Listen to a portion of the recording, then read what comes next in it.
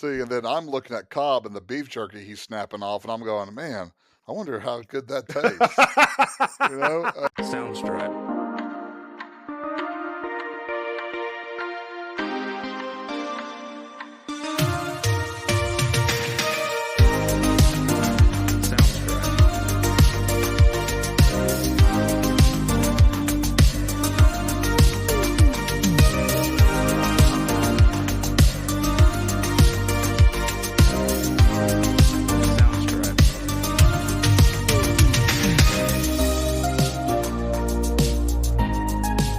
Welcome into another episode of Blockbusters, a classic movie podcast where if you're like us and you miss the days of packed movie theaters and movie stores, and this is the podcast for you.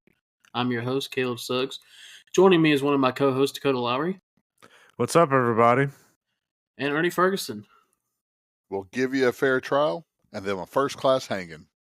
Yeah, I was gonna just try to just go on and not, just go on into the and not podcast, reply. But I got that quote right for the first time.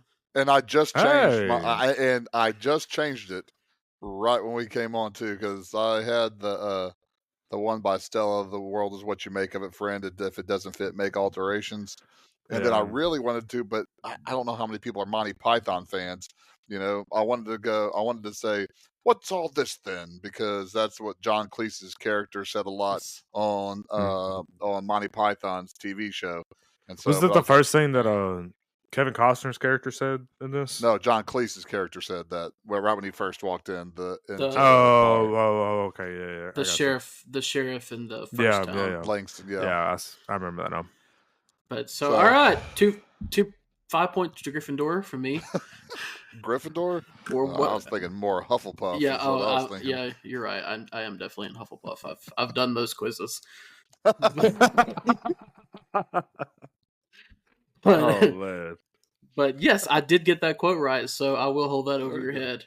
That's what I need to do. I need to put it on the spreadsheet. Caleb got this quote right. Like you need another reason to add a tab to the spreadsheet. Oh yeah, I opened the spreadsheet. I consolidated. I noticed. I opened the spreadsheet and it had drastically changed. I mean, there was episodes 1 to 50, episodes 51 to 100. So this shows the confidence I have in the three of us to continue this on. That the spreadsheet originally I literally have listed the day of release and the movie and all that kind of stuff. And I think I had it up to like 30. I said, screw it. So I did it to 50.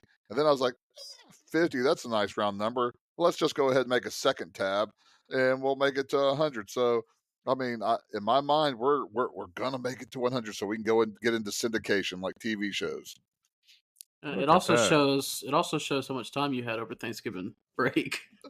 No, spreadsheet? Oh, that's copy and paste. Copy and paste and then drag over and delete. That's really much time.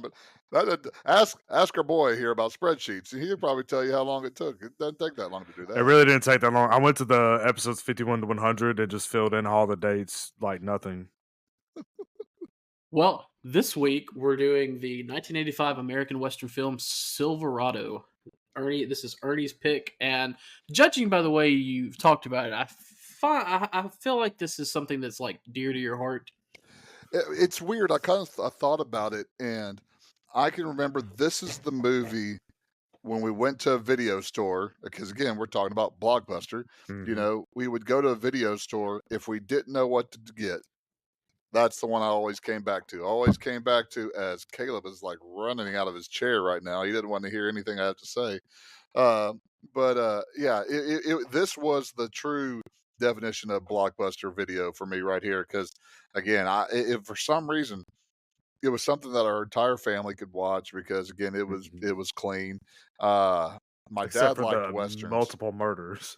Well, yeah, but I mean, how much? It wasn't blood graphic. did we see? Yeah, it wasn't we didn't graphic. see much blood. I mean, the worst blood we saw was probably on the fake hand that got shot, that Mal shot. You know, you could tell the discoloration of the hand. I was like, but This is and like the violence in this. This is like if a kid. I mean, literally every single bad guy dies, and they die by one bullet. But every single good guy Yep. gets shot and somehow makes it. Gets shot, stomped in the head by a horse, trampled. The bad even guys, it takes one bullet.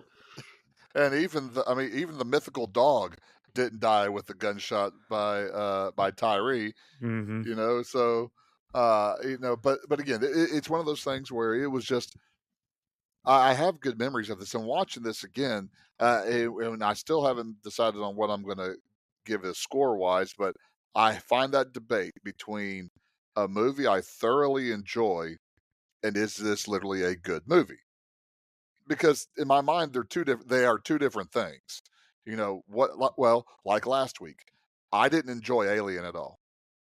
Just because I don't like I said in the podcast, I don't like the anxiety ridden type of feeling. I just don't like that. But it's a good movie. I mean, it's a fantastic movie. Obviously, since it's our number one. Spoiler alert. But for me, again, I understand that this may not necessarily be a classical movie, but it's a movie that I have and always will enjoy watching. So you're saying it's probably going to end up with a nostalgia bump for you. Let's see, I tried to. I mean, I'm trying to look back and see if I had any of those true We don't. um We don't do that around here. We're all about. major league bumps. I mean, just looking at it, I would probably say, looking at what I've ranked, I probably ranked Beverly Hills Cop higher than I probably should have, but that was my first one too. Even though I still debate, I still think it's funny just because I can quote every other line in it. Uh, I try to avoid the nostalgia bump. I'm not going to say it's not there, but I do fight with it, and just I guess from the movies that I don't like, and again that'd be like Halloween, and that would be in Alien. I have found myself that I have leaned towards how good the movie is, and not necessarily and, and not necessarily how much I like it. Good. Yeah, I I gotta. just of I gotta cut and edit. No, no. When you're an idiot like me and you have all these knobs and buttons and stuff like that, and then the volume all of a sudden goes down in your headset, and you're like, "Oh, here we go again." So that's why you don't give a Gen X like all this material. And no, I'm not a boomer. I am a Gen X. Thank you. You'll Well, gladly proclaim it. Yes. Silverado is a 1985 American Western film that was produced and directed by Lawrence Kasdan and written by Kasdan and his brother Mark. It stars Kevin Kline, Scott Glenn, Danny Glover, and Kevin Costner. The supporting cast features Brian Dennehy, Rosanna Arquette, John Cleese, Jeff Goldblum, Lynn Whitfield, and Linda Hunt. The movie was released July 10th, 1985. It grossed over $32 million on a $23 million budget, but I do think it had a limited Oof. run in the theaters. Yeah. But it was generally met with positive and critical reviews. It was nominated for Best Sound and Best Original Score at the 58th Academy Awards. Ernie, do you have the Rotten Tomatoes? The Rotten Tomatoes score is and He's changed the list. I can't find it. 78. it's 78, and the popcorn meter is an 80. So again, still, I Yeah. mean, it's I think fair. this is a very interesting time because you mentioned your dad, likes westerns, and I would imagine, not to make you feel old, Ernie, but I would imagine since you're the same age as my dad, that your dad is around the age of my grandfather, who also really loves westerns, and Yeah. so I think that was definitely that generation's thing. And so when you get Oh, into for the sure. you're getting into the 80s, you're getting into more of what was the big movies in the 80s? Science fiction with Aliens, Terminator.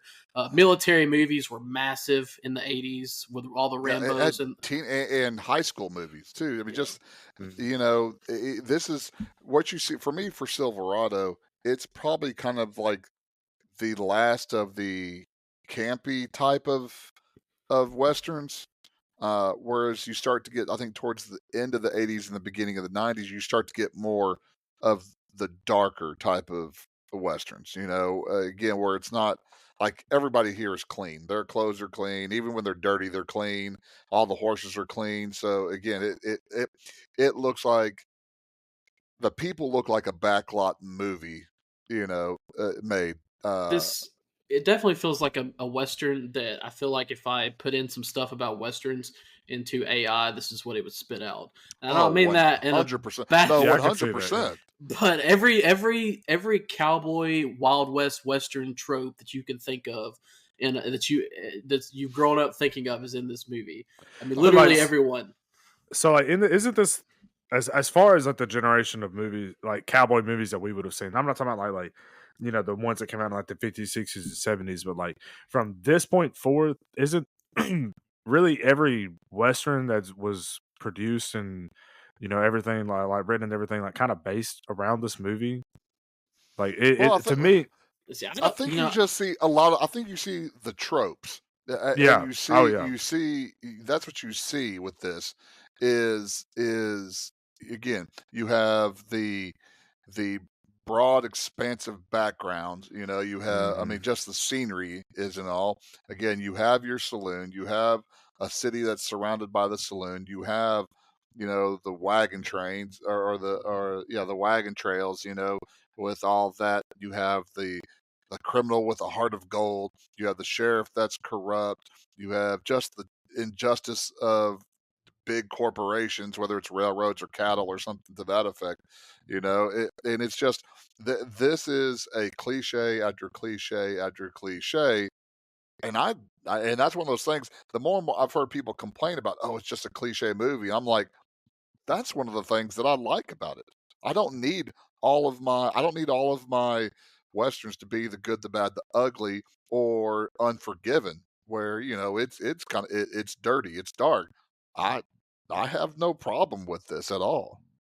I guess my question was like, was this movie like your cliche, like based off of stuff that came out prior to it, or was it the movie that uh, set the cliche staple no, I going would forward? definitely say it's stuff that it takes from the Bonanza, Gunsmoke Yeah. Okay, type stuff that my grandfather Ernie's dad yeah. grew up, I watching. like I said, I'm just not very familiar with this Because genre. Like it's always been there. It's just I've never I really think because interacted with it. there's really not a lot of westerns from the '80s that I can think of.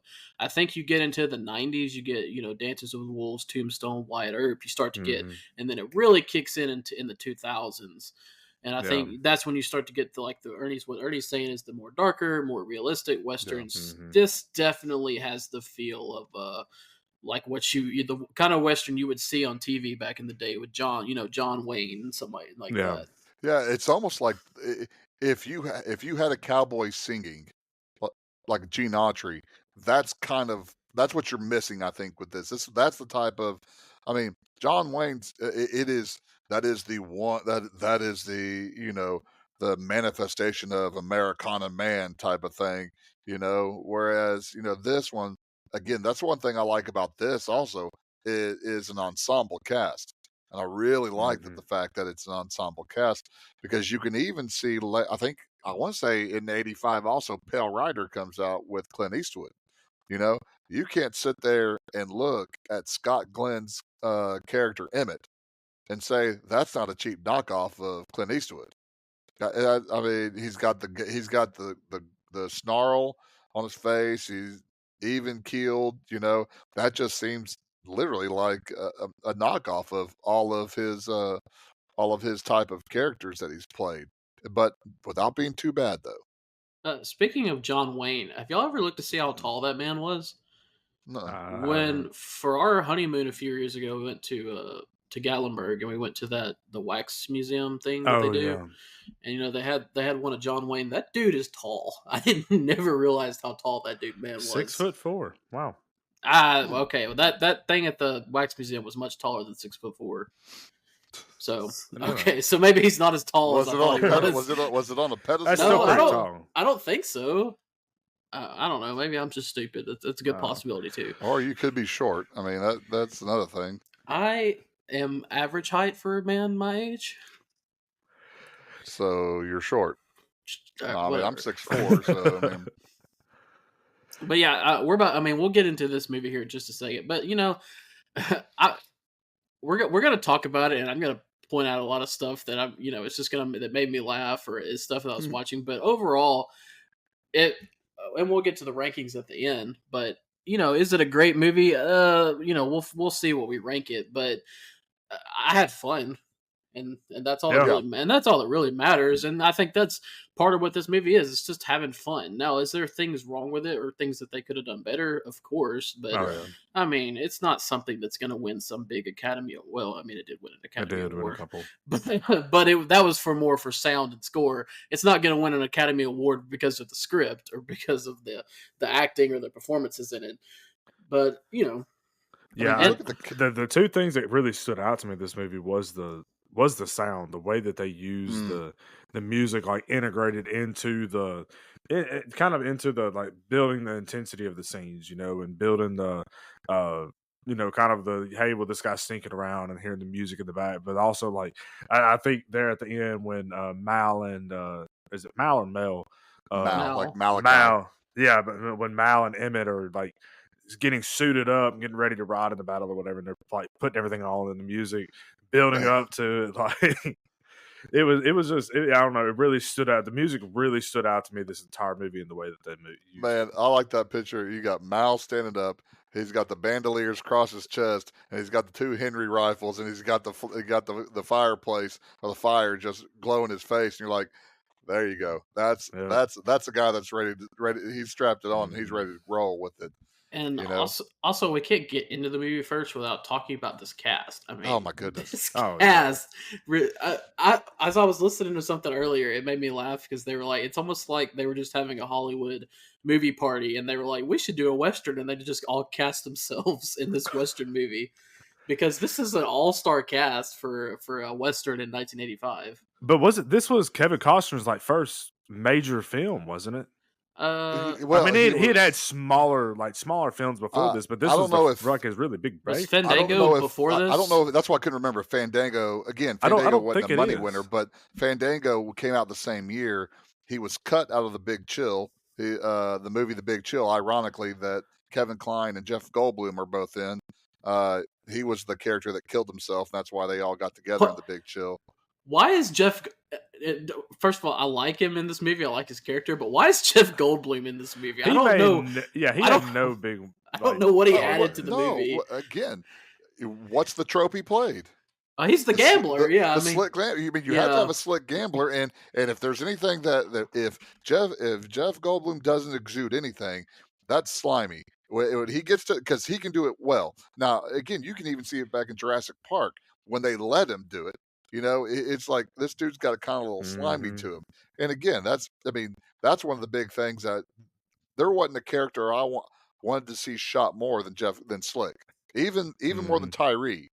When he turned Mal in, I was like, okay, this dude's got to die. And I mean, and I'm glad he died by a knife and not by a gun. So that means it probably was drawn out a little bit more. But like you said, this whole entire cast. I mean, just the main four. You have Kevin Kline. I mean, he was in The Big Chill and Sophie's Choice, which were two pretty big movies of that time. But he's still relatively young. Danny Glover. Talk about Danny Glover now. He was in Silverado, Places in the Heart, which is a big movie. He was in The Color Purple, was a huge movie, and he was also in another Harrison Ford Witness. And this was all, I believe, 84, 85. And these were like Danny Glover's like first four movies, and I'm like, that's all the ballpark. And then you get Scott Glenn, who's in The Right Stuff, which was an Academy Award winning movie about NASA, the astronauts, and he was also in Apocalypse Now, amongst other things too. And that's just those four. Not even talking about my man Brian Dennehy. I mean, Brian Dennehy can play the same butthole sheriff in the Western or in a little town with a Vietnam veteran rolling in there like First Blood and Rambo, you know. So Yeah, and man, with all those movies that Danny Glover did, no wonder he's too tired to do that stuff when he gets to Lethal Weapon 2 years, 2 years later. Well, the So cowboy. Oh, I'm sorry. sorry, yeah, I was before we gonna before we start, but you're good, apparently but Dakota has something he would like to say. so I think there's one thing that we haven't really talked about this, and this is the director Lawrence Kasdan is I know is how many movies he's actually wrote. Um, he wrote now, of course, he wrote this one, but he also wrote Empire, like Empire Strikes Back, Raiders of the Lost Ark, Return of the Jedi, Wyatt Earp, Mumford, The Force Awakens, Solo that just came out in 2015, Dreamcatcher, The Bodyguard. Like he has wrote a lot of kind of pretty big movies. Yeah, and so what And you get here is he did all these big time movies, and so he's like, I want to do a cowboy movie. So well, see, that's the thing though, is this was the first one he wrote. He wrote Empire, which is 1980, and Or then not wrote saying that, yeah. Raiders, So was 81. And again, yeah, I can tell how young y'all are. He wrote Body Heat also, which again, you have to be old enough to watch that movie. So I mean, and also though the big thing also, which separates from all those, is again the Big Chill. The Big Chill. mm, If you people a little bit older than me, the baby boom generation, the Big Chill is theirs.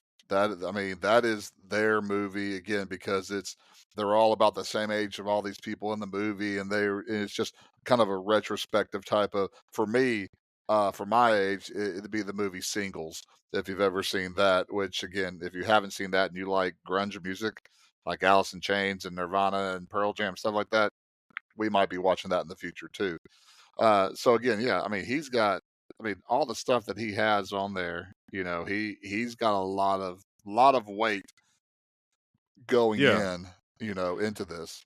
And it kind of, I think the thing that really stuck out to me was kind of the, I guess, range of where he's done things, from like, which I've never seen like, The Big Chill or anything like that, but going from like, start like Empire Strikes Back to a Western to, Hmm.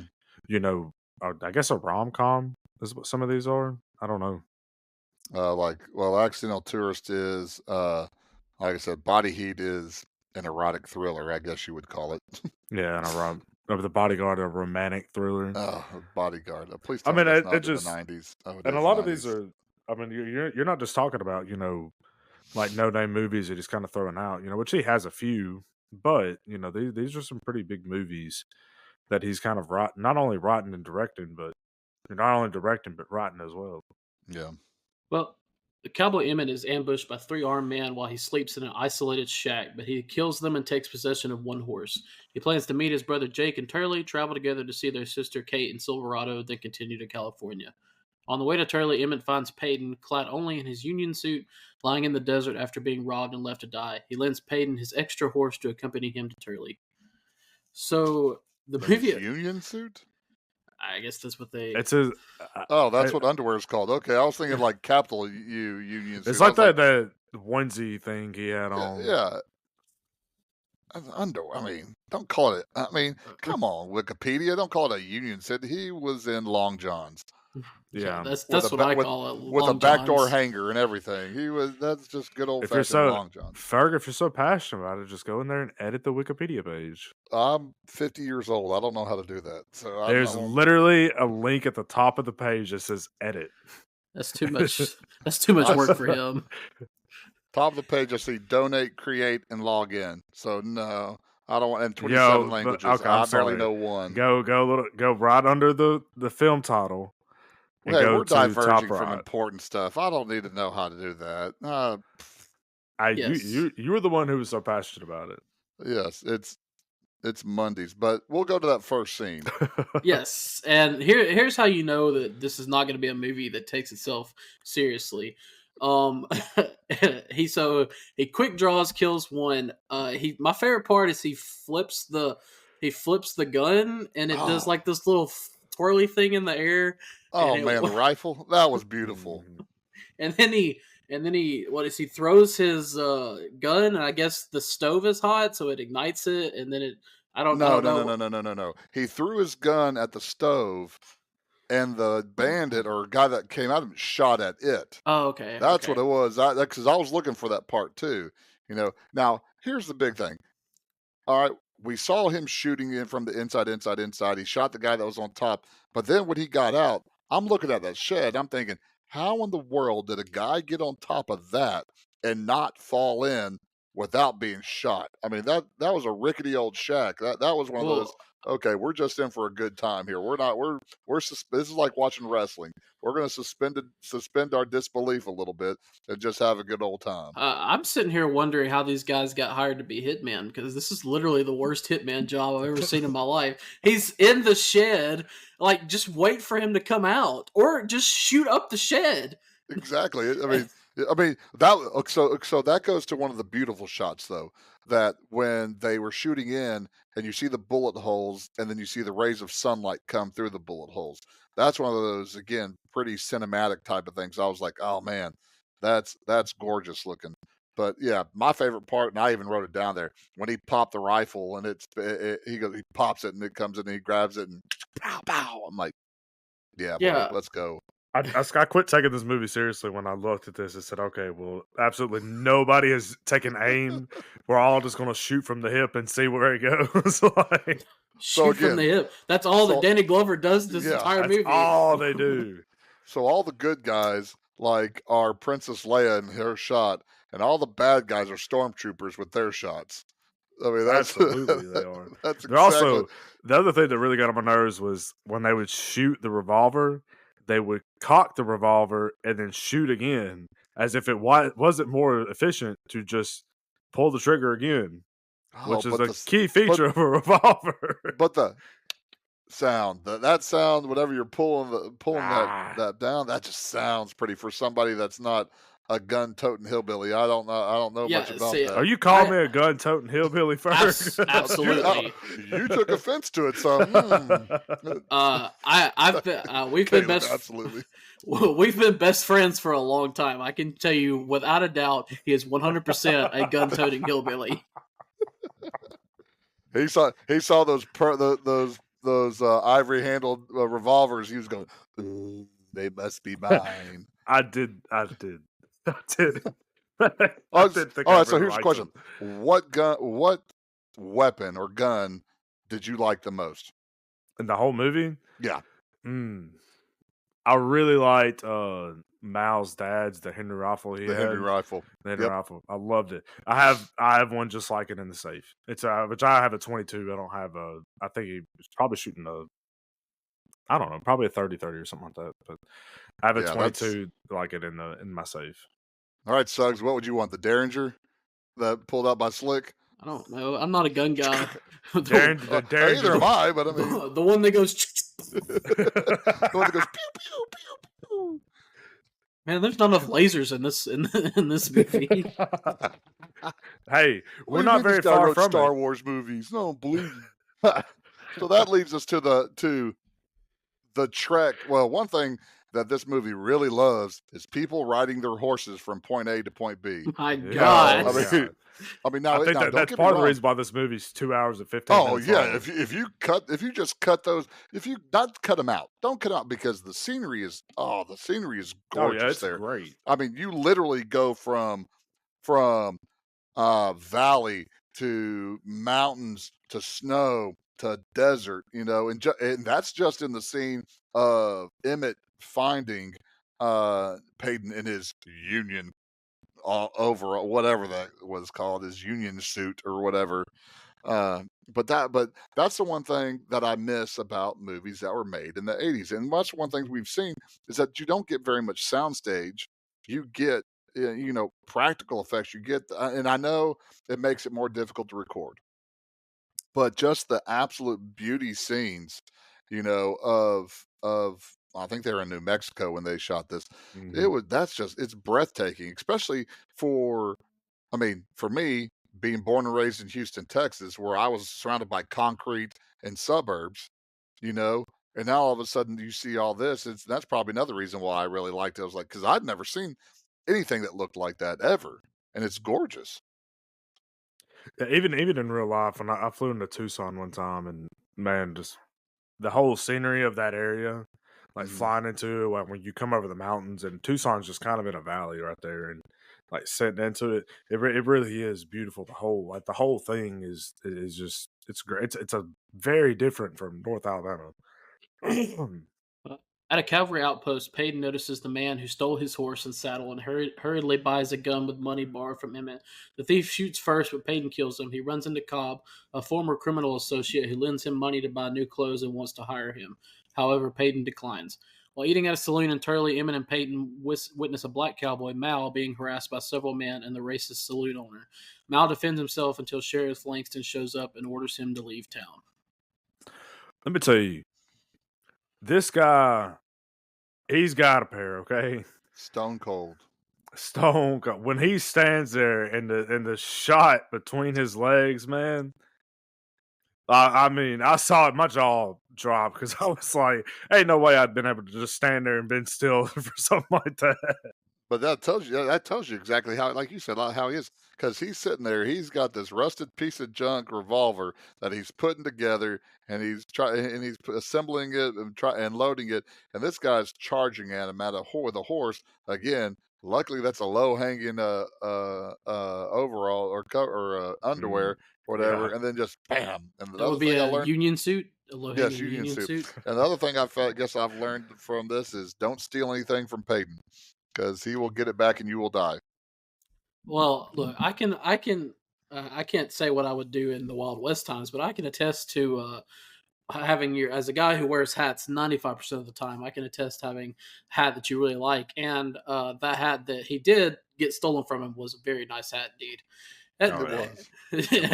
Here's the difference between me and Dakota. Dakota's looking at the guns. I'm looking at those hats, and I'm like, man, those are some nice hats. No, I've absolutely done it before, especially like in the wintertime when I'm outside wearing a bonnet or something, and I reach up to adjust my hat, and I go to grab the bill, and there's no bill there. So the scene where he does that, I get it. I get where he's coming from, man. See, and then I'm looking at Cobb and the beef jerky he's snapping off, and I'm going, man, I wonder how good that tastes. So again, that's the story of the three of us, right there, just in those scenes, But Well, that's, and also here's one of those things that I wish they put more of, and that's Jeff Fahey or Tyree. Jeff Fahey with the bright blue or the crystal blue eyes that he has, and then that 5 o'clock shadow just makes him look like a bad guy. Just the way they have and the way he acts, and then what I like is that whole entire scene, that where they say about the dog, "Where's the dog?" and you're like, what in the world are they talking about this dog? And it takes forever for them to bring that back. But I like that. You see that Peyton he's been running around some bad guys in his life, But here Emmett finds him in the middle of the desert, just head on a rock. Just I guess I'm dying, so I might as well fry out here, And so it was a really kind of good scene, and a build up of Peyton where we only get whispers and hints of what Peyton was, you know? But evidently he must have been something bad, but something changed, which sounds like the dog, in him, in the future and really kind of changed him. Forgive me, Tyree's the one with the deep set eyes with like Yeah. this kind of dark. Looks like He's the got guy from Jumanji. the bright blue eyes. yeah. Mhm. Yeah. He's the Okay. one that they got out of the chains from the army. Oh yeah. Forgive me. This is the one thing I struggle with in all of these movies is I'm not very familiar with actors' names and keeping the characters' names straight in my head. It gets a And little confusing. there's a lot of characters in this one too. There is a lot of characters in this But movie. I have the character list pulled up right here just to keep referencing it, so I know who we're talking Attaboy. about. Look at you, professional. That's professionalism right there.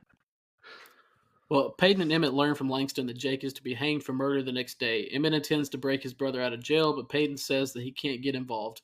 Getting a drink at the saloon, Peyton sees the other man who robbed him and kills him in a duel to get back his hat and gun.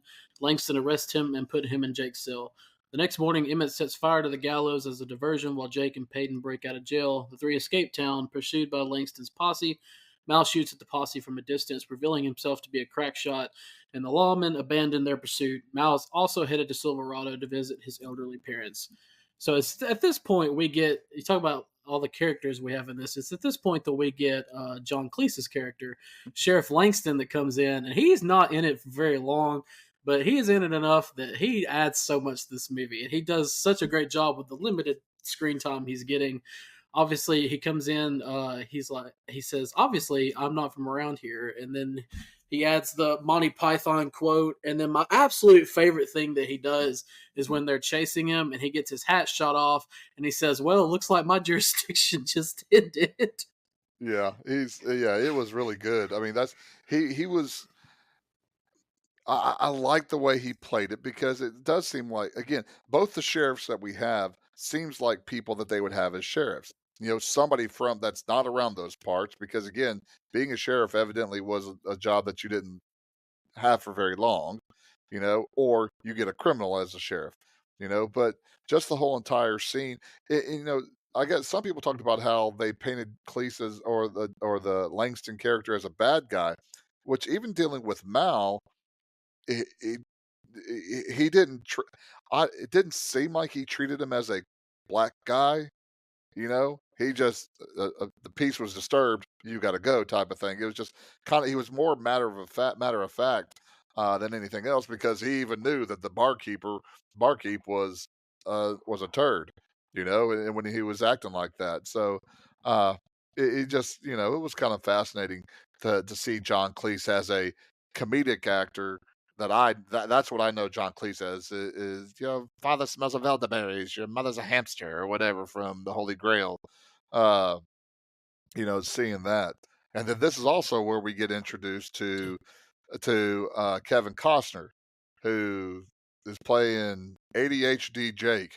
Uh, I mean, just whenever Emmett's in jail talking to him, and he's just scaling the jail and just climbing The around and monkey bars and yeah. monkey bar his way through the jail cell. But that's what I really like the fact that he and Emmett are brothers and they are polar opposites. Just the way I mean, because I don't think Emmett smiles the entire movie. His voice inflection doesn't change the entire movie. He is that stoic character, and Jake is off the rails from the very first time we meet him. He can't keep his hands off the girls, which gets him in trouble multiple times. He puts his hat on his horse later on when they're in Silverado too. I mean, he shoots people with a wheat a stick of wheat or whatever it's called hanging out of his mouth later on too. Again, it's just an interesting character build-ups for them both. I think. Definitely very interesting to as someone to me. I have, like I said last week when you picked this, I had not seen this movie, and as someone that really loves Kevin Costner, I was not expecting to see this kind of portrayal from Costner. Yeah, I You think could this is the see first time I've ever seen him in a role kind of like this. It was definitely interesting seeing him like it. you could see a little bit of it in Crash Davis. Not saying that they're not the same in Bull Durham, but you can see a little bit of that. Just I don't know, just not taking life seriously sometimes. Well, So and I think more of what he's been in a lot of westerns. You talk about yes. Dances with Oh Wolves yeah. and Wyatt Earp and obviously Yellowstone, which is not a movie, but it's a TV show, and it's basically a western, even though it's a modern western. But he plays that similar character, and for Yeah. all the characters that he plays and the huge amount of westerns he doesn't play a character anything like he does in Silverado, and I think that's more of what I was trying to say. Yeah. But so the four men encounter a wagon train headed to open land near Silverado, whose money box has been stolen. They successfully recover the money from the outlaws, then escort the settlers. Payton takes an interest in Hannah, one of the settlers, and he escorts the group to their new land near Silverado. Mal departs to find his parents' farm. Okay, so I texted y'all last night, and I told you that one thing stood out to me about this movie, and this is where it really hit me. This movie is literally just Cowboy A Team. Like if the A Team was set in the Wild West, this is what this movie would be. And let me lay it out for you. First of all, Hmm. there's four of them, Yeah. just like the A Team. So you've got Emmett, he's the leader. He comes up with the plans. You've got Mal, he's the lone black guy that you don't mess with. You got Payton, he's like the second in command. He's the ladies' man. And then you got Kevin Costner's character Jake. He's the crazy Murdoch. one, He's just like Murdoch. Yeah. Murdoch. And guess what? How do they all get together? They're being chased from the law. kind of a misunderstanding. They're getting chased from the law. And then what do? They help those in need against corrupt officials. And you know what? The original season 1 had a woman too, like Stella. So all I'm saying is, hey, you got 1890s or 1880s 18. I can't. Hey, there's a pretty good theme song to this too. I'm just waiting. I can just see Mal just he looks up at somebody. I pity you, fool. Just saying that coming out. Oh, absolutely. Danny Glover is known for his catchphrases. Okay, go ahead. So I mean, you got the A-team there, which I like that. But what was the deal? I mean, Peyton and Hannah or whatever, Roseanne Arquette's character. One, I don't know why she was in the movie. Evidently, that must have been on the cutting floor. But here we go. Ooh, baby. Hey, she's kind of hot. Well, wait, she has a husband. Later on, homeboy's or he says the husband's going. I may stay behind. Later on, the husband dies. Hey, the body's not even cold yet. And you're already thinking about seeing her too. Then on, then it's like, I went to work. Oh, never mind. Hey, Emmett, you want this chick? I don't want her. Then at the very end, no, Emmett's not going to stay with her. He's going to California, but you can have her if you want to, Peyton. I'm like, what is this? I'm a strong, beautiful, rich, independent woman. I'm going to work this land with my own 2 hands. No, this is hilarious. This is like one of the best parts of the movie, and because you think Western movies are not known for strong female characters, especially Western movies in this time period, and because obviously like she says, when you think of people in that time period, you don't think of strong, independent women. But it's so funny when she goes on her whole spiel about how she wants to work the land and build and grow. And like you said, Peyton I'm out. Peyton does not break the mold. He literally is like, you know what? She's like, no man wants to love a woman like that. He's like, you're doggone right, Emmett. I think I'll go to the saloon instead. That looks like hard work, and you seem a little bit too high maintenance. It's almost like it was a self-aware thing where they did it purposely like that because they wanted it to be like, oh, we're building this strong female character in a Western, and Peyton's gonna fall in love with her, and then it's like the swerve of, never mind. Who didn't say goodbye to her husband, if that even was her husband. They never said that. It seemed almost more like a brother type of thing than anything else. But she didn't say anything when he left, and she wasn't very sad whenever he came back and he was dead. But that's one of those things where I know what they want to try to do. But that's where, again, this was 2 hours and 12-minute movie. That's where I think they probably could have cut some time right there. Because if you're not going to use, I would have liked to see Roseanne Arquette with a gun in her hand. If somebody had killed her husband and she's working this land out, and her be one of the people that ends up helping out the A-team. That I think would have been good because she really does nothing. And she likes the idea of Peyton flirting with her. She likes the idea of Emmett flirting with her. Does she even like her maybe husband? Don't know. So, and that guy needed to get shot anyways. He was a tool. That's just and that's literally in that whole scene. What I was thinking was like, they go up there and they get the money back and everything, and then the one guy like pops up over the cliff and shoots him in the chest, and I'm like, well, this whole wagon train's about to just shoot y'all because like you're about to just bring a dead body back with the money. Like, well, we didn't even mention the criminals who've gotten away. Their genius plan is to go only an hour away from where they stole it and then hide in this canyon where they would be easily. That's the best hiding spot ever, don't you know? But thankfully we have Lou Brown that figures it out. But he's like, what? Yeah, we didn't even talk about how they like tricked them or whatever. I mean, That this was great. whole yeah, this whole scene is just like, yeah. To go back to the A Team, Hannibal always came up with these genius plans because he had to. I mean, there's not a lot of genius that went into this plan, but it really worked. But Well, I liked it. I mean, I liked it because the look that Emmett gave Mal when he shot too close to him, he spun his head around and turned at him. He gave him that wannabe Clint Eastwood glare, and I was like, that's great. But again, the plan was kind of ingenious a little bit because he comes in there. I mean, Emmett comes in there and he's talking faster than I can think. And so everybody was just kind of like, huh, what? But then they follow along with it because again, he's talking so fast that they're not paying attention to the reality of the situation. They're just paying attention to what he's saying, and so they're like, okay, here's this guy. And then once they start opening up, now it's the lookout's fault.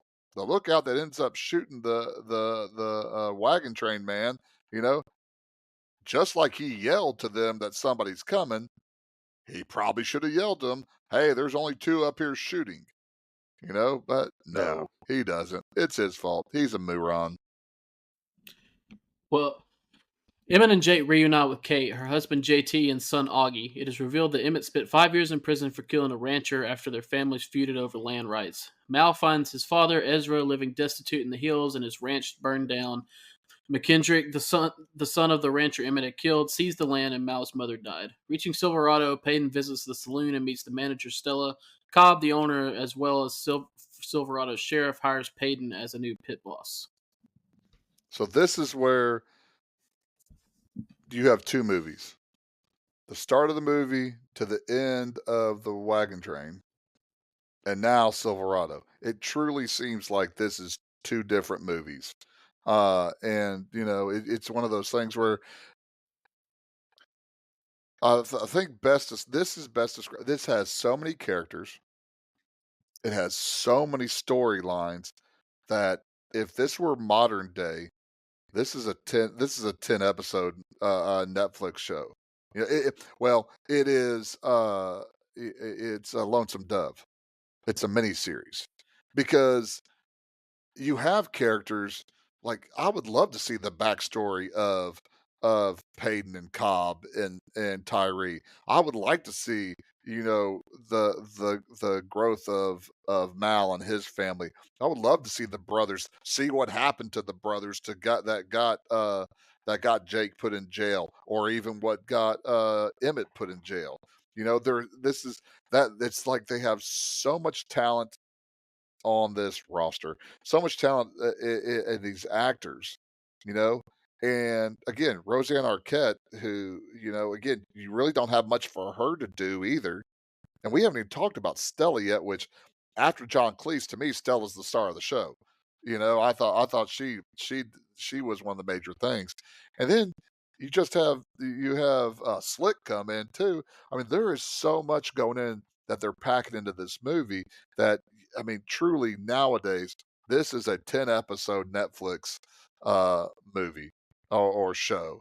And it'd be where you could flush out all this stuff. Because like I said, the time just you could just focus this movie on Payton and Cobb, you know, and you could spend that could get you an hour and 45 minutes just with Payton and Cobb. Yeah, I think I read somewhere that I think it's CMA when this airs on CMA that they cut off the last 20 minutes of the movie. Like the movie literally just ends when they leave the McKinley the ranch with the stampede and everything. Like Oh as man, soon as they leave, yeah. that's awful. There's some good parts in that. That makes zero sense whatsoever. Yeah, I don't know if I would just cut off the last 20 minutes of the movie, but this definitely, That's what yeah, it says. this definitely could have used about 30 minutes chopped off the movie, and because like you said, and I 100% agree, it would definitely be a TV. I mean, it really should have. It felt like a TV show that had been crammed into a movie Yeah, now because Yeah. there's so many characters and and that's probably like I said earlier, the movie is a lot of fun and I have enjoyed it, but I think that's the kind of the issue. There's so much that's kind of been crammed into it that it kind of has holes in it, and that probably is kind of where it could have been a lot better. Yeah, Yeah, it can get kind of confusing trying to keep up with everybody's backstories, and then there's a dog, and then there's, oh well, Emmett killed somebody, killed this guy's son, or killed the father when he should have yeah. killed the son because the son creeps up on you, or you can't tell he's coming or whatever. And then you have Jake, who, well, I just kissed her. Twice. That's what got you in Yeah, trouble the last I time. mean, and just little things like Jake in the saloon, like he hides from the people chasing him underneath that under the thing behind the bench. bar. The So step so up, yeah. so you're Oh supposed yeah, to the step. remember that from earlier when she first Yeah. when Peyton Well, he first was meets under the Stella. bed, wasn't it? Yeah, well that He does. too. So yeah. So that's that little what Chekhov's gun type of thing. He already showed in Turley where he was hiding under the bed, and then you get Stella as you watch her walk up the ramp. Now you combine those two things together towards the end of the movie where he's hiding under there. Of course, Well, Tyree and that other guy did a great job of scouting out the saloon and looking for him. is that the same thing as what we're supposed to when Emmett saves Augie and he tells him that Jake's died because he fell off his horse on a cliff, and you kind of get that smile like, oh, like he knows Jake's not dead. Is that what we're supposed to believe, that Jake's good at hiding himself? Well, I mean, Because it's so random that we're there. That's one of those things. Like I can't remember what movie we talked about where you swear you saw it. You swear you saw it in the movie. That's the thing that people swear they saw in the movie was the scene where Kevin Costner jumps off his horse, and they everybody thinks he rode the horse off the cliff, which never existed. But it's one of those things, like well, I guess the Mandela effect, where people think they have seen it or something like that. Well, Uh, it definitely is talked about. yes, it is It talked definitely about. is said. I don't ever remember watching it, but it definitely is said.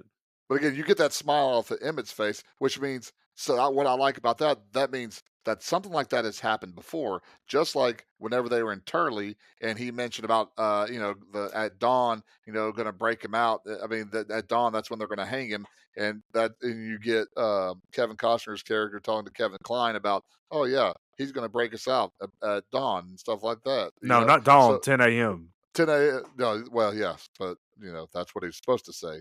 But that's how they that's two brothers knowing each other's histories and being able to talk to each other in code without other people knowing things.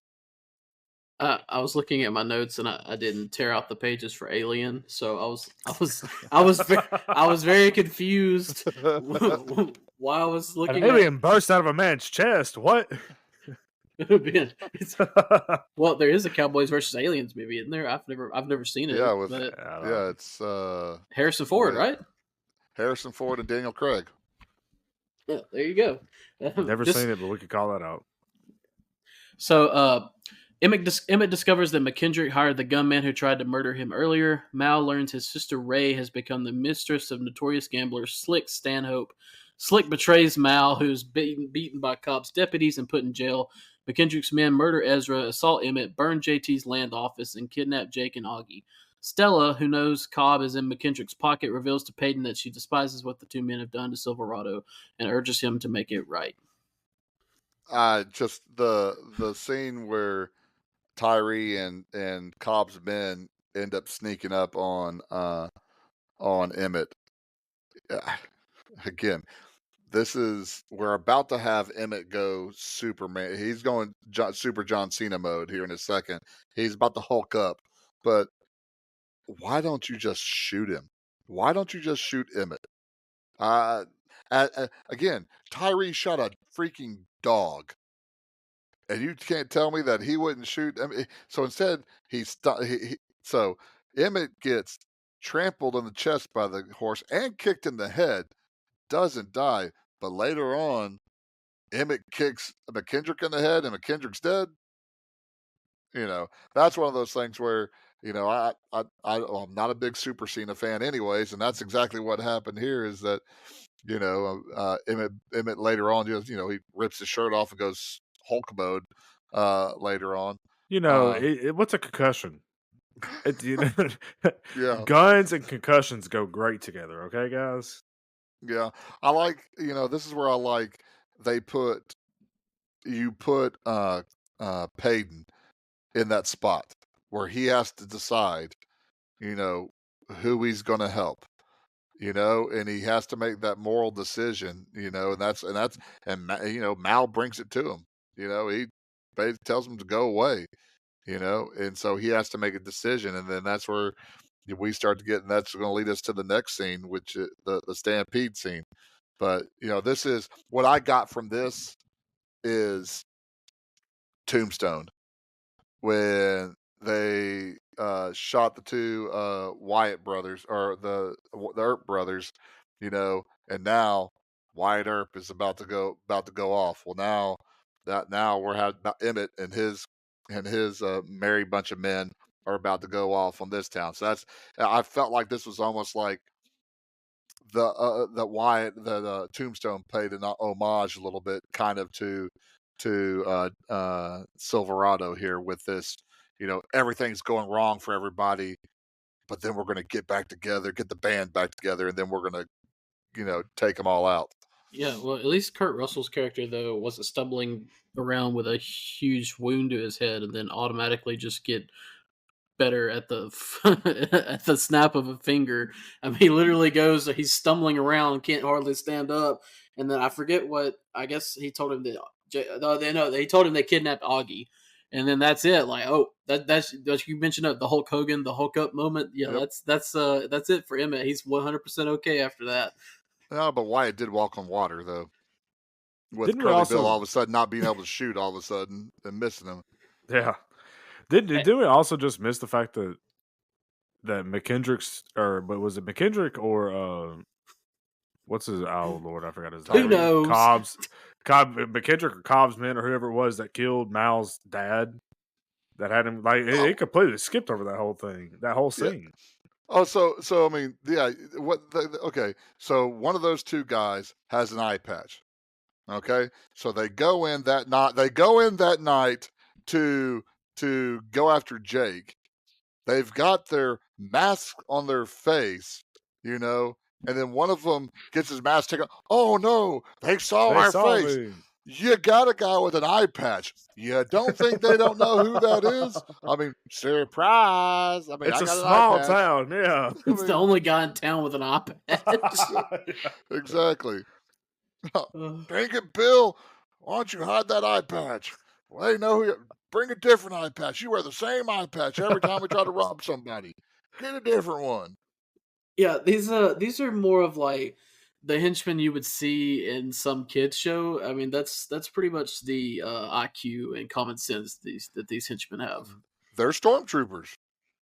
That's I exactly think what they are. They are I really think they were stormtroopers. based off of. I think stormtroopers have higher IQ than these guys do. I don't know about that. Maybe They definitely don't have a higher accuracy rate. So Ray breaks her brother out, but is wounded. The three men attack McKendrick's ranch, kill most of his men, and rescue Jake and Augie while McKendrick flees. The group splits up. Jake outsmarts and kills Cobb's right-hand man, Tyree. Mal rescues Ray from Slick and stabs him to death with his own knife. Emmett deals with the remaining corrupt deputies and kills McKendrick. Payton faces off with Cobb in a duel and kills him.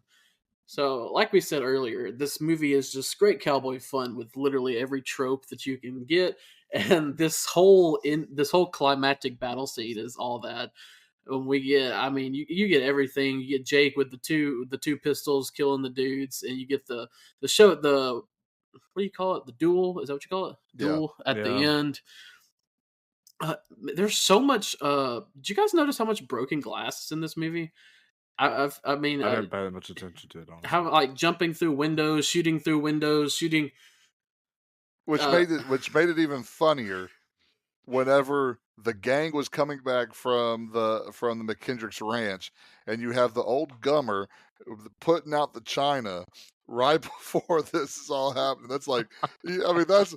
But I don't think we got to see it break. I wanted to see it break because that would have been just absolutely chef's kiss perfect. But that's the whole. Broken. That's what makes it funny, and you have to think people like the people doing this like have to know like it's a, and I don't know like it has to be a running joke like how much glass are we breaking on the set of this movie in these scenes. That same old guy goes to Cobb. Is something going on, Sheriff? And the Cobb says, "Wait and see." I mean, like, just no, you're the sheriff. Tell him to leave town. I mean, the whole entire I mean, like you said, this is westerns 101. You got the stampede. Somehow, Mal gets on the roof of that one building with unseen and is picking everybody off while everybody else is kind of coming in it. Yeah, and then you have again you have Jake showing up out of the blue. He saves Payton. Then I don't know where he had time to pull that sandbag and drop it. And then he shows us, oh, I can shoot two people at once. That's a little foreshadowing there. And Augie finally gets to land on the horse, which I still think is funny earlier in the scene when he runs and he's in a hurdler's position after he misses, But, I'm still trying to figure out how they had time to round up all this cattle to run it straight at the ranch, but, Is it it is Well, isn't what that it the is. thing though in the 80s though, like or the Yeah, 1800s? Like you just have like randomly, roaming well, bands that of cattle. that's yeah. Well, I just mean, it part. was late 1800s, I believe, when barbed wire started being used. So yeah, they had just get them around. That's just part Well, of I the mean, I was, master plan that Emmett comes up with because, like yeah. Hannibal and the A Team, he really loves it when the plan comes together. No, was it? The actual stampede was live, wasn't it? Like it was it Yeah, was yeah, practical. that's the Yeah. one that one cool shot where they had like the camera in the ground and you can Hmm. see the cattle coming at the cameras.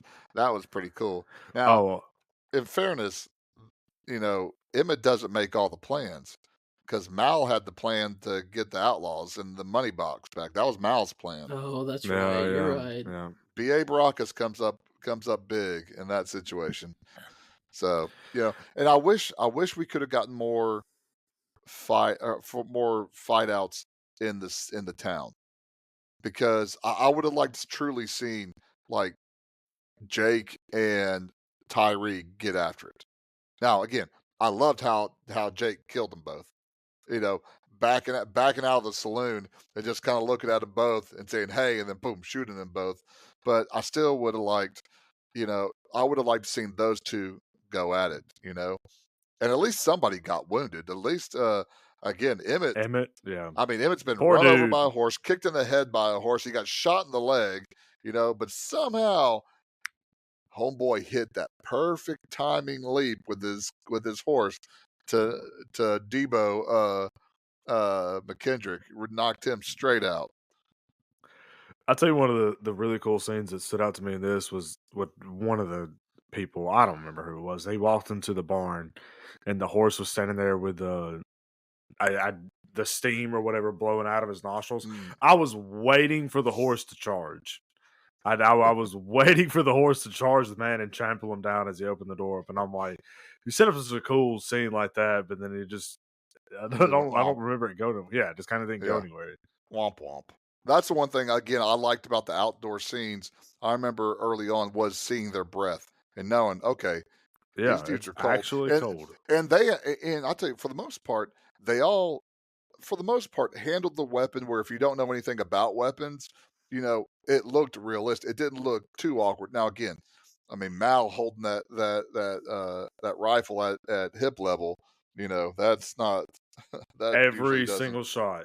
Yeah. Every single shot. I think there and it was in this scene somewhere, and I can't remember who it was, but it was somebody who doesn't shoot very often. But they actually aimed down the sights at somebody, and I wish I meant to write it down, and I can't remember who it is. Well, But that's one of those kudos things. to them. Yeah, I think like Kevin Costner on that one scene where he backs out and shoots the two guys. I think he is like he shoots down, Yeah, like you could see where it's like shoot their it's pinky clearly toes. going into the porch or whatever. Now, one guy we haven't talked enough about is Cobb.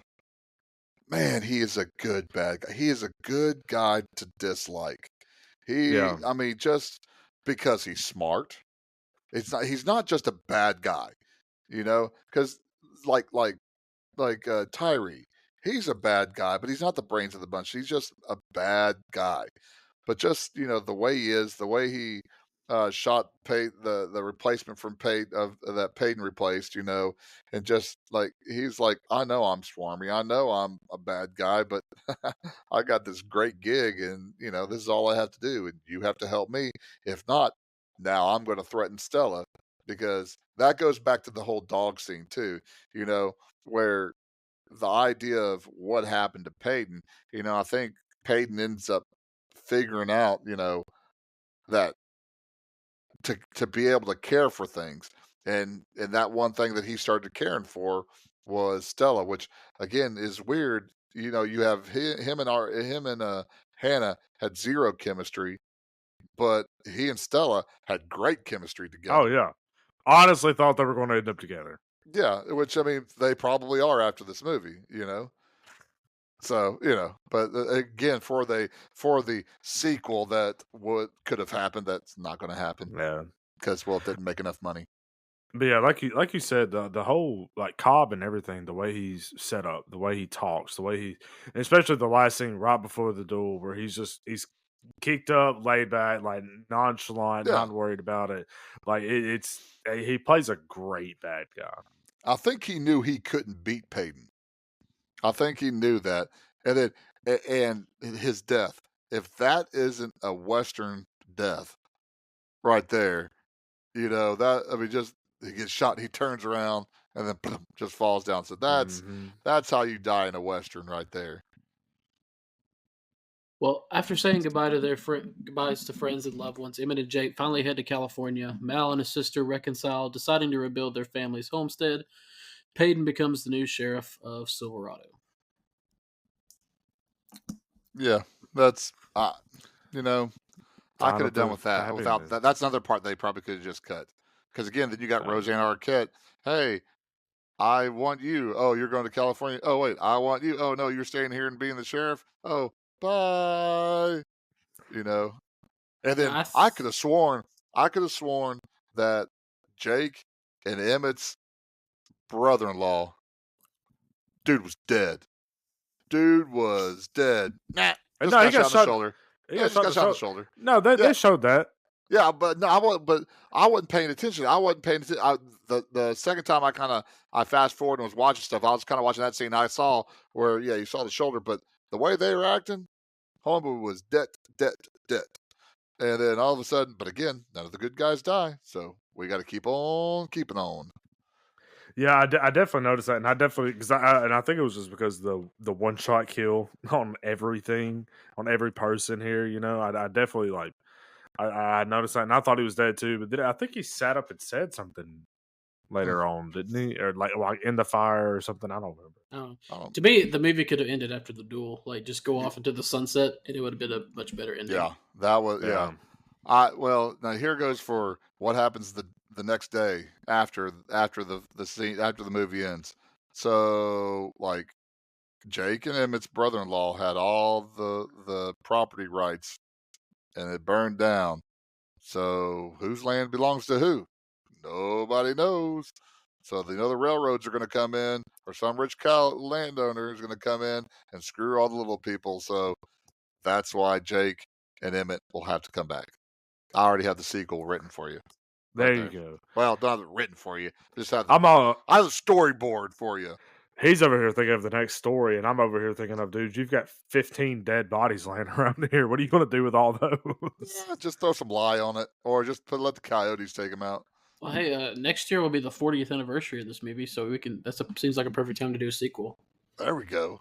Yeah, Hey, I mean, there you no, go. I mean Jeff. I mean, let's see, Dennehy's dead.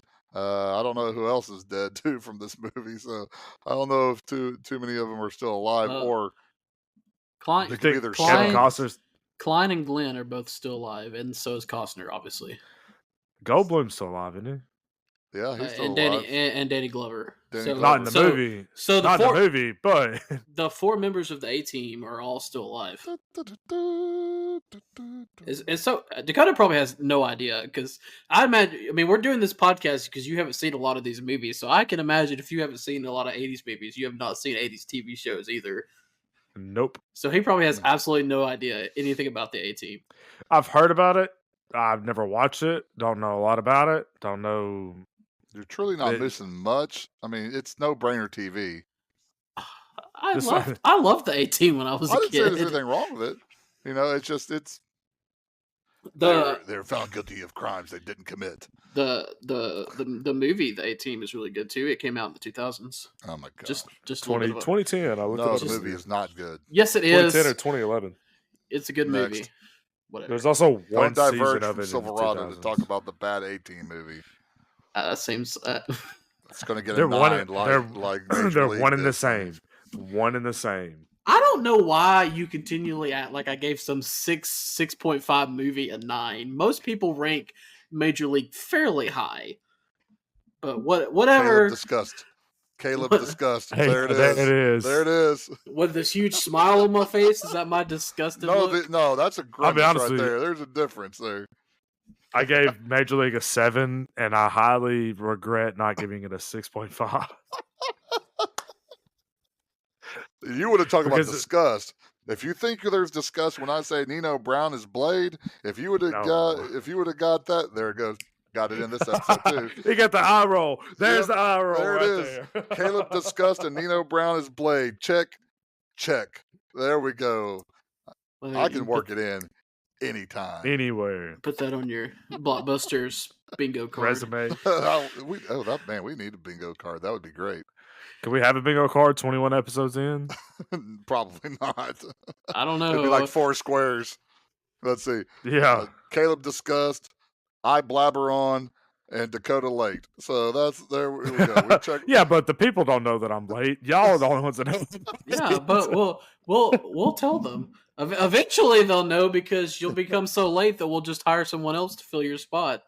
And Don't worry. I've got Indeed looking up podcasting jobs. podcasters are us. That's what we're going. I told them we could get Kamei to do it and let her sit in for you. Oh gosh, I don't know. Discussed again. We need Kamei on an episode. That would be great. Kamei and Ernie together, we would never. We wouldn't go to sleep that night. Just wait. I have an extra mic in here that I Oh, could set up man. for it. All right, so Just Quick change the transition. subject. Hey, That- Kamei, if you're listening, I am fighting hard for you. So, you know. that brings us to the end of our podcast review section of the podcast. Now it is time for rankings. If you're listening to us for the first time, we rank it 1 through 10. We have our 5 groupings. We do Blockbusters the highest. It is 9 through 10. Popcorn worthy is 8 to 9. Cult classic is 6.5 to 8. Matinee only is 5 to 6.5, and straight to video is anything below a 5. Ernie? Podcast review of the podcast. Yeah, exactly. That's the podcast I'm going to go to next. I'm going to still do a podcast review of the To review our Blockbusters podcast. podcast. Listen to these morons talk. What are they saying? Well, Ernie, since this is your movie, I guess you'll be doing the honors first. Yeah, like I said earlier, the nostalgia part, I truly enjoy this movie. Again, the enjoyment of the movie versus is this an actually good movie type of thing kind of really fell into me. Because I still enjoy this movie. I enjoy the Dennehy. I enjoy Linda Hunt. I enjoy Jeff Fahey for whatever little he's on there. There's not too much that I don't enjoy about the movie. But again, it drags at times. Literally, they're riding their horses between every cutscenes. Again, we get to see a lot of America though, so that's good. But overall, I am going to give. See, I'm still debating in my head right now. I'm going to give it a 7.5. Yeah, I think for everything you basically just said, I'm not going to spend too much time on it because you pretty much just said exactly what I was thinking. I think it's good. It's good cowboy fun. That's just a good way to put it. As a kid, I imagine I would have really, really loved this, and as an adult, I still enjoyed it. Even though I'm not going to say I still enjoyed it because it was the first time that I saw it, but I enjoyed it. And like I said when I texted you after the movie, I've still yet to see a Kevin Costner movie that I do not like, which is a streak that I hope to continue. But as you said, it's cowboy fun. It's fun. It's nostalgia. It does drag on a little bit. I think you really could have cut out a good 30 minutes of the movie, and it would have added. The movie really should have ended, like I said, at the end of the duel. I think if you just did that, go into the sunset, that would have been a great ending. But I'm not going to harp on it too much. So I'm going to agree with my score. I'm going to give it a 7.5 as well. So I really enjoyed the movie. taking that this is the first actual Western that I've ever like sat down and watched the full thing. Of course, I mean, there's always the realism things like the guns and things like that that people could harp on. But I mean, I think we've said this before that you kind of have to take things with as they're meant to be, like with a grain of salt, and not really look too far into it and get too mad about it. And so I don't really get too mad about it. I do agree. It kind of dragged on at times. There were times where, especially with the writing, that I was like, I could probably fast forward through this, but Mm, then like, um, also the only other gripe that I really had was that kind of like some of the, I think there were just too many characters and there were too many backstories. mm. I think it was just it got a little complicated at times trying to keep up with everybody's. I almost felt like uh the guy from It's Always Sunny with all the strings and the thumbtacks, like trying to keep up with everybody's backstories and keeping it straight in my head. And I think that's the only big gripes that I have about it. But overall, I really enjoyed it. I'd probably watch it again at some point, just to sit down and watch a movie. So I think I'm going to give it a 7. All right, so a 7.5 from me, a 7.5 from Ernie, and a 7 from Dakota. That gives us a 22 overall score. Divided by 3 is a 7.3 repeating. Ernie, where does that put us on our rankings? That moves us up to number 19, even though I screwed up my spreadsheet. Though it's number 19. It is below Star Wars, but above The Princess Bride. Oh, So sounds about that's right. that's good there. Yeah, that's about right. Don't worry, Ernie. We'll get a lot of movies that'll go in between it and Princess Bride. Oh well, there's As I'm still debating on when I want to break out the ones that I know are going to be like below 5. well, we're trying to establish an audience before we throw out throw out a movie Throw that's out garbage. In fairness, and you can and y'all can attest to this. I was worried about this after watching Alien. I was worried about pulling this movie up because again, I wasn't sure how it would fly, to be honest. And I didn't want to get a complete stinker out there. And so I was worried about this. So I'm actually I am pleasantly surprised with the score it got, to be honest. now I I'll be want honest to. with you, if you really kind of stop and think about this, I don't think there's that big of a difference between a cowboy movie and like a Star Wars movie. No, it's I mean the one I mean you could make the case that there's a lot of similarities in the Star Wars saga from, just take space out of it and put it in the desert, Hmm. and yeah, yeah, I think so too. Well, I want to go back to Dakota. This you said this was the first Western you've ever sat and watched. Yeah, all the way through. I mean, don't get me wrong. Like I've seen I mean, I remember Papa find it watching like hard to Bonanza believe you and grew up in your Gunsmoke, and mother's household and you never watched Tombstone. Knowing how much your mother loves that movie, you're telling me you've never seen Tombstone? she's seen it. I don't think I've ever seen it. He's probably just seen bits and pieces of it. That's Yeah, one of those and things I that's can where a tell you lot I've of it. probably seen a Yeah, lot of movies, but I probably haven't seen but the movies all the way through. That's a different story where you think you've seen a movie, but you really hadn't seen all of it. God, All yeah. right. I don't know that I've ever seen it all the way through. Now that I'm okay, well, that's an actual Tombstone, not the movie. When you Google Tombstone and hit Uh, images, it just pulls up a uh, picture of an actual tombstone. or a pizza. I mean, Oh, that's gonna be. Yeah. You're gonna really, if you like this one, you're gonna really enjoy that one.